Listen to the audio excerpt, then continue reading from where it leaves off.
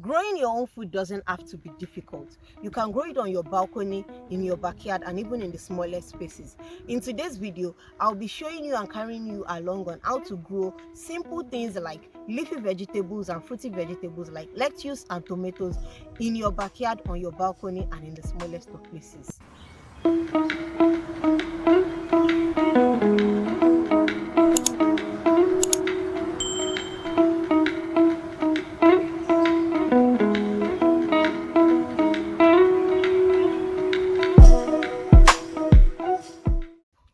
Hello there and welcome to my channel. I'm Olashubomi, but you can call me ThatChicFarmer.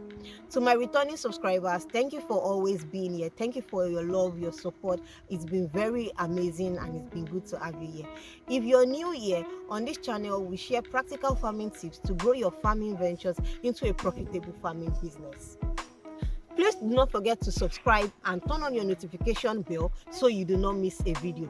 Also, if you find any of my previous video helpful or if you find this video helpful, do not forget to leave a thumbs up to let YouTube know that you like this video and it was helpful to you or helpful to someone that you know. The first thing to do is to choose your crop. Leafy vegetables like spinach and lettuce are very good for beginners who want to start growing food in their backyards. Leafy vegetables can even come in handy in your salads, your homemade smoothies, and you can cut them as you go. However, if you're feeling adventurous, we have something here for you. You can grow peppers and tomatoes, though these ones take longer times for them to be established and it takes longer time before you can start harvesting. So choose easy and simple to grow plants like tomatoes, lettuce, pepper that you can easily nurture in your backyard and on your balcony. Next, let's talk about your space. When I mention space, don't go thinking, oh, one plot of land or my backyard is not big enough. You can use planting bags, you can use the rice sacks you have in your home, and you can even use some bowls that you have in your kitchen.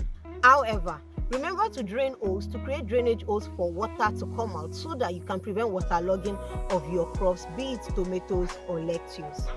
Also, whatever soil you will be using, ensure it is compost rich or manure rich so that you can inculcate nutrients into this soil that you want to use for planting. In preparing your space, remember to place your bowls, planting bags and sacks in a sunny environment. However, do not put them under direct sunlight as this can be harmful to your plants. The plants need at least 4 to 6 hours of sunlight, so they do not necessarily have to be in the heat of the sun on a daily basis. Now let's talk about nursing. Nursing is an important step to take to help your plants grow strong before they are transplanted into the permanent sites. Tomatoes and lettuce needs to be nursed before they can be transplanted. You can nurse your tomato seed or your lettuce seed in small unused cups in your homes. You can even cut PET bottles to use. For lettuce and tomato seed, place some soil that have been well composted or manured in these unused cups or PET bottles. Do not forget to drain holes in these cups and bottles to allow for proper drainage of water. Ensure to keep the soil moist and not waterlogged. Now place 5 to 7 seeds in each of these cups and PET bottles. Do not overcrowd them so that it does not lead to overcrowding of the seedlings. Tomatoes take about 5 to 7 days to germinate. However, lettuce need a little longer days to germinate. It takes about 7 to 10 days before your average lettuce will germinate. Now, after you've placed these seeds into the soil that you've moistured, place them in a dark room for them to be able to germinate.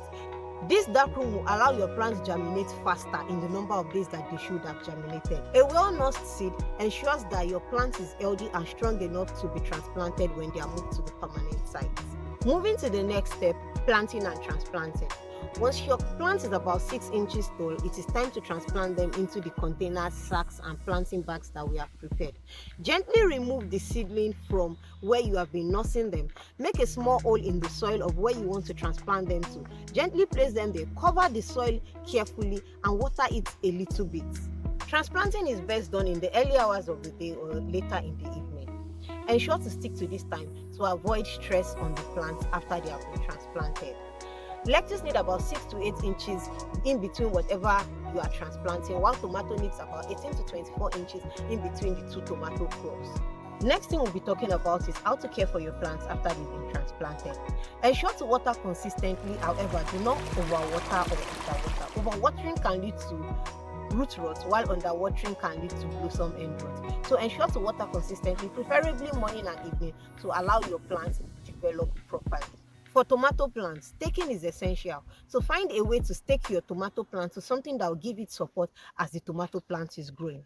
Also ensure to remove weed within and around whatever it is you're using as your planting medium. That is, if you're planting in a sack or in a bowl, ensure you weed regularly so that your plant can utilize whatever nutrients that is in the soil. Fertilizers and feeding.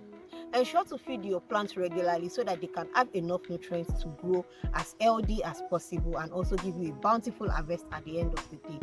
You can use manure or compost from your local poultry farm, or you can even use some of your kitchen waste to develop your own compost. Feed your plants regularly, probably every 2 to 3 weeks. However, be careful not to over-fertilize because this can destroy the root system of your plants. And there you have it. That's how simple it is for you to grow your own food in your backyard or on your balcony. So whether you're starting with leafy vegetables like lettuce and spinach, or you are adventurous and you want to do peppers and tomatoes, if you follow these simple and easy steps, you will have a thriving farm in your backyards and on your balcony. If you found this video helpful, do not forget to tell me in the comment section, and also share this video to someone who might also be interested in starting their own garden in their backyard or on their balcony. Also, don't forget to subscribe and also turn on your notification bell so that you do not miss any video that I share. Which of this crop would you be doing? Let me know in the comment section. And when you do start your own garden, do not forget to share your pictures and videos with me on Instagram. My Instagram link will be here, so please do share them with me, and I'll be sure to also let you know how well you can manage your own gardens. Goodbye until I see you in my next video.